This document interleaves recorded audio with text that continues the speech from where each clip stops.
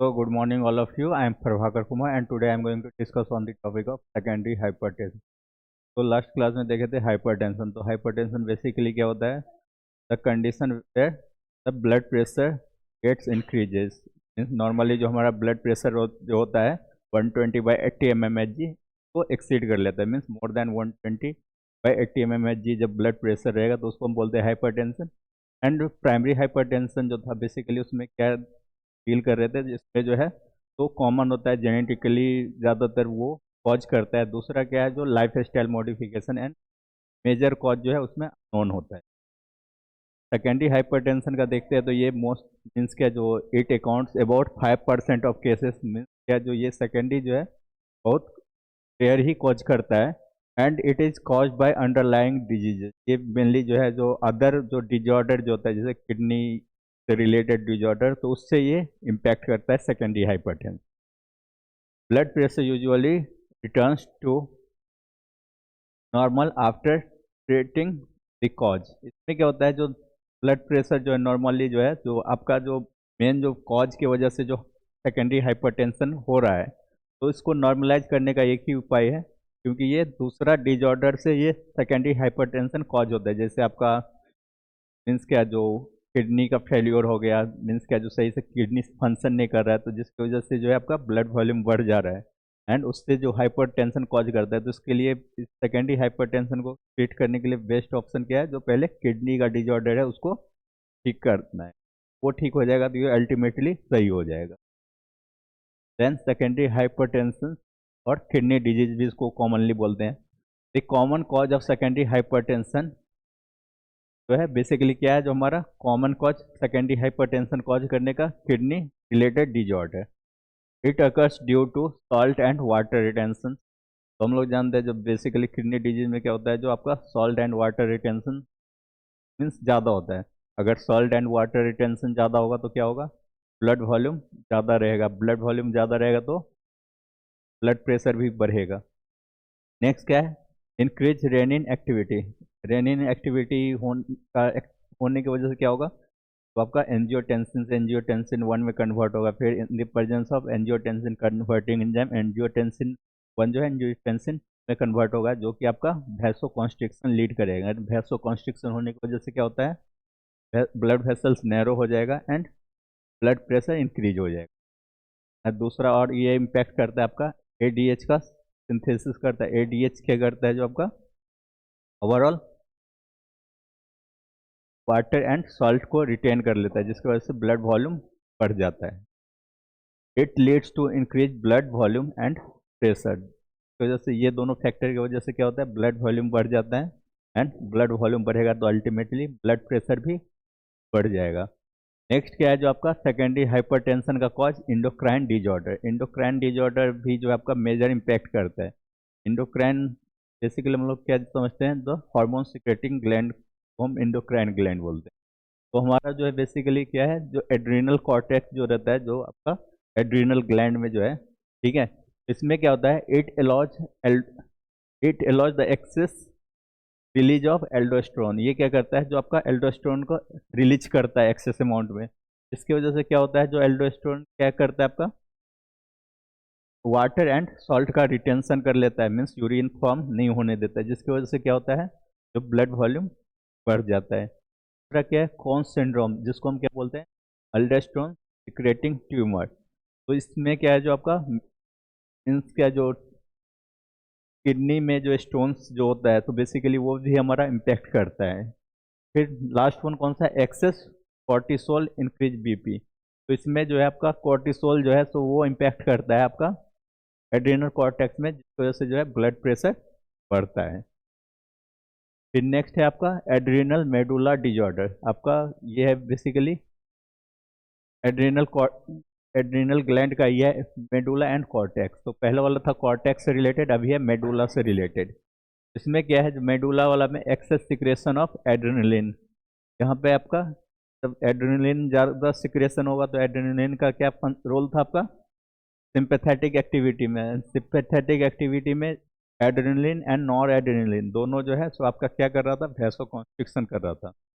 Vasoconstriction होगा तो क्या होगा आपका, ब्लड प्रेशर बढ़ेगा ही।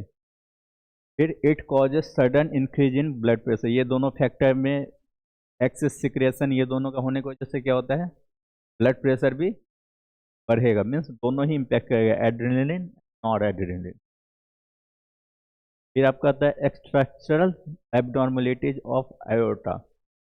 मेनली के स्ट्रक्चरल एबनॉर्मलिटीज से क्या समझ में आता है, जो हमारा आयोटा है, जो आपका arteries carry oxygenated blood from left ventricle to body tissue. इसमें क्या हो जाता है, जो आपका उसका स्ट्रक्चर में मॉडिफिकेशन हो गया, स्ट्रक्चर मॉडिफिकेशन का मतलब क्या होता है, उसका डायमीटर में चेंजेस आ जाना, क्लियर। तो इसमें बेसिकली क्या होता है, जो नैरोइंग ऑफ आयोटा और को एक्ट्रैक्शन से, तो इसमें क्या होता है, जो आपका आयोटा जो होता है वो क्या हो जाता है, उसका इंटरनल डायमीटर कम हो जाता है नॉर्मली से। इंटरनल डायमीटर अगर कम हो जा रहा है तो वहाँ पे क्या होता है, लेफ्ट वेंट्रिकल जब कॉन्ट्रैक्ट होगा तो वहाँ पे और भी ज़्यादा प्रेशर देना पड़ेगा हार्ट को, तो ब्लड को पुश करने के लिए, ठीक है, जिसकी वजह से क्या होगा, और भी ज़्यादा ब्लड प्रेशर बढ़ जाएगा उस कंडीशन में। फिर नेक्स्ट क्या है, blood pressure increases proximal end to the narrowing में क्या होता है, जो ब्लड प्रेशर जो है सो आपका स्लोली जो है जैसे जैसे नैरो वाला एरिया में जाने लगे, मीन्स क्या, जो आपका आयोटा के बाद आर्ट्रियोल, तो उस लेवल पे जब जैसे जैसे बढ़ेगा तो वहाँ पे भी आपका ब्लड प्रेशर का इम्पैक्ट करेगा, क्लियर। इट यूजुअली एक कॉन्जेनाइटल कंडीशन, ये जो बेसिकली स्ट्रक्चरल जो एबनॉर्मलिटी जो है आयोटा का, एक कॉन्जेनाइटल डिजॉर्डर, मीन्स क्या बाय बर्थ ही जो पेशेंट है उसमें ये आता है। फिर आपका नेक्स्ट फैक्टर है ड्रग इंड्यूस्ड हाइपरटेंशन। पहला कौन सा था, जो आपका कोई भी किडनी रिलेटेड डिजॉर्डर की वजह से आपका तो सेकेंडरी हाइपरटेंशन कॉज करता है। इसमें क्या है, आपका ड्रग के वजह से जो है सेकेंडरी हाइपरटेंशन कॉज कर रहा है। इसमें क्या है, the some drugs increases blood pressure, तो कुछ ड्रग जो होता है वो क्या करता है, जो आपका हम लोग नॉर्मली ड्रग्स कब लेते हैं, जब कोई भी डिजीज होता है तो उसको ठीक करने के लिए डॉक्टर प्रिस्क्राइब करता है ड्रग को, ड्रग मीन्स मेडिसिन, ठीक है। तो वो प्रिस्क्राइब करता है, तो कुछ मेडिसिन का क्या होता है, जो साइड इफेक्ट रहता है, ठीक है, तो वो क्या करता है, आपका ब्लड प्रेशर को बढ़ा देता है, कुछ घटाता भी है, ठीक है। तो उसमें जो है वही जो कुछ मेडिसिन का यूज करने से क्या होता है, जो ब्लड प्रेशर बढ़ता है तो उस वो भी हमारा किस में आ जाएगा, सेकेंडरी हाइपरटेंशन का कॉज में आ जाता है। एग्जाम्पल जैसे आ गया आपका कॉर्टिकोस्टेरॉइड, कॉर्टिकोस्टेरॉइड जो है वो भी आपका क्या करता है, ब्लड प्रेशर को बढ़ा देता है, क्लियर। फिर आपका आता है ओरल कॉन्ट्रासेप्टिव, तो वो भी आपका हार्मोन्स ही रहता है जो कि आपका ब्लड प्रेशर को इंक्रीज कर देता है। फिर आता है effects and complications of hypertension, means जो है हाइपरटेंशन से रिलेटेड कौन कौन सा इफेक्ट्स या कॉन्सिक्वेंसेस हो सकता है। तो persistent high blood pressure damages, तो लगातार जो मीन्स कॉन्टिन्यूसली अगर ब्लड प्रेशर अगर बढ़ा ही रहा, मीन्स एलिवेटेड कंडीशन में रहा, तो उसकी वजह से क्या डैमेज हो सकता है, ब्लड वेसल्स डैमेज हो सकता है। ब्लड वेसल्स, ब्लड प्रेशर क्या होता है, जो आपका ब्लड वेसल्स के ऊपर में जो प्रेशर अप्लाइड होता है ब्लड के थ्रू, ठीक है, वो क्या करेगा, जो अगर ज़्यादा प्रेशर होगा तो ब्लड वेसल्स को भी इंटरनल इंजरी कॉज करेगा। फिर आपका वाइटल ऑर्गन्स को भी डैमेज करेगा, जो भी हमारा वाइटल ऑर्गन जैसे हार्ट, लीवर, किडनी, जहाँ पे भी आपका ब्लड का डायरेक्ट सप्लाई है, ठीक है, तो उसमें भी ब्लड काफ़ी हाई प्रेशर से जाएगा तो वो भी क्या करेगा, उस ऑर्गन को डैमेज करेगा। फिर नेक्स्ट आता है damage increase with higher blood pressure and longer duration, तो ये जो डैमेज जो है सो वो क्या है, बढ़ते ही रहेगा। वो डिपेंड करेगा कौन सा, दो फैक्टर पे, हायर ब्लड प्रेशर, अगर कॉन्टिन्यूसली हाई ब्लड प्रेशर रहेगा कॉन्टिन्यूसली, वो आपका ब्लड प्रेशर बढ़े, एक तो पहला तो वो खुद ब्लड प्रेशर इंक्रीज है, दूसरा क्या है, लॉन्गर ड्यूरेशन के लिए वो स्टेन रहेगा, मीन्स परसिस्टेंट कंडीशन में रहेगा। फिर आता है इफेक्ट्स ऑन हार्ट, मीन्स क्या, जो आपका हाइपरटेंशन का हार्ट पे क्या इफेक्ट पड़ता है, increase workload of the heart, heart का वर्कलोड को बढ़ा देगा, मीन्स का वर्कलोड बढ़ाना मतलब क्या होता है, ज़्यादा अमाउंट ऑफ ब्लड मूव करने के लिए क्या होगा, हमको हार्ट को ज़्यादा एनर्जी इसके साथ कांटेक्ट करना पड़ेगा, ज़्यादा एनर्जी लगेगा, फोर्स ऑफ कॉन्ट्रैक्शन बढ़ जाएगा, तो उसकी वजह से क्या होगा, वर्कलोड बढ़ेगा। वर्कलोड बढ़ने की वजह से क्या होगा, आपका कार्डियक हाइपरट्रोफी होगा, मीन्स कार्डियक जो शेप होता है हार्ट का उस चेंजेस आ जाएगा। ठीक है, का चैम्बर का साइज बढ़ जाएगा, जिसकी वजह से वो एडिक्वेट अमाउंट ब्लड फिल होने मीन्स पुश करने में दिक्कत होगा, फिल होने में भी दिक्कत। फिर नेक्स्ट क्या है, increase rate and force of contraction.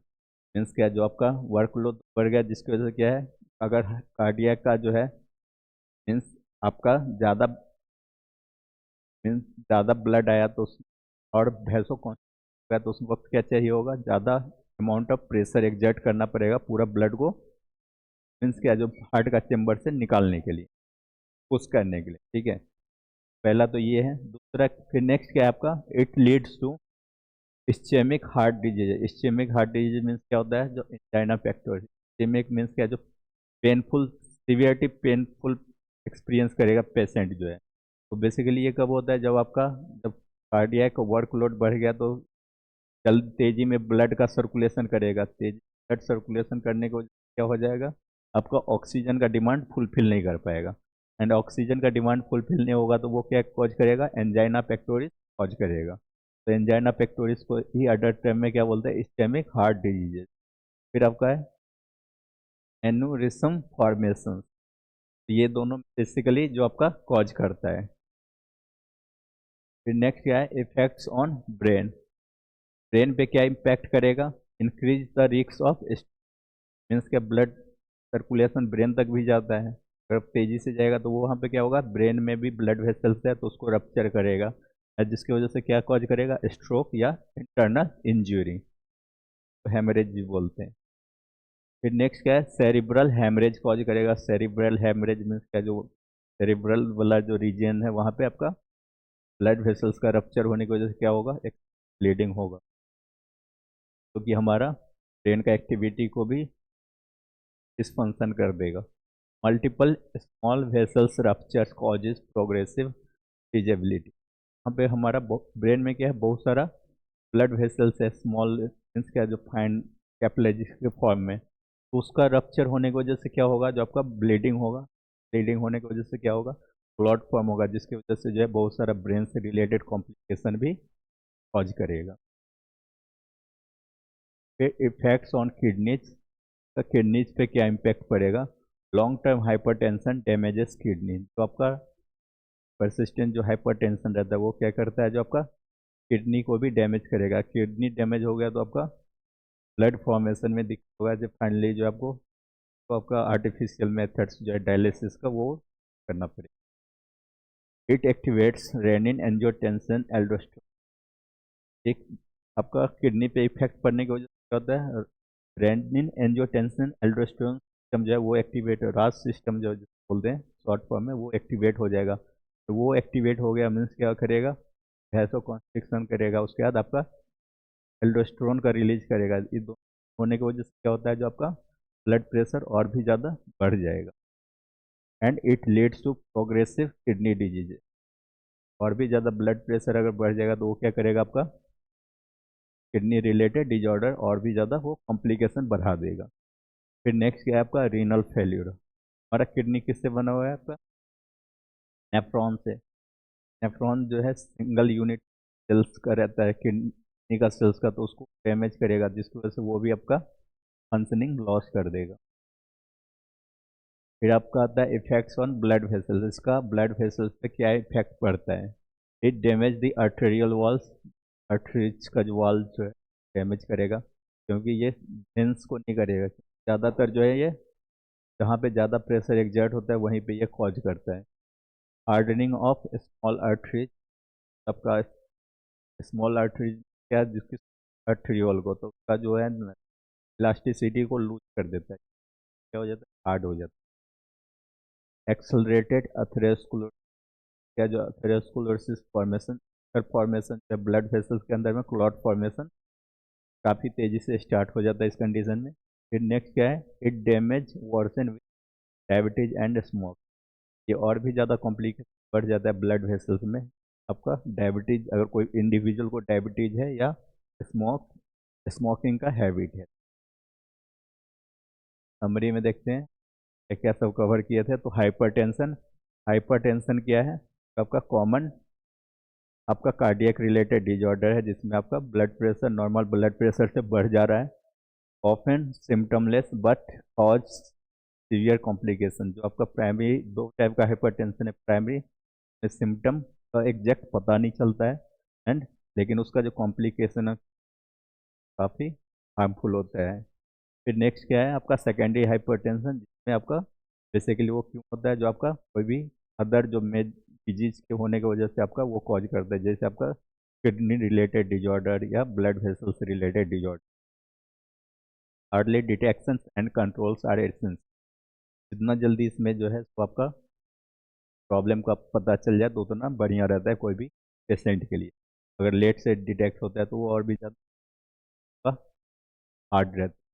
फिर नेक्स्ट क्या है, life style modification plays a की रोल। इसमें बेसिकली क्या है, आपको कोई लाइफ स्टाइल को बैलेंस करके चलना पड़ेगा आपका, तो डाइट को, सिगरेट स्मोकिंग, अल्कोहल कंजम्पशन। आज के लिए इतना ही, थैंक यू।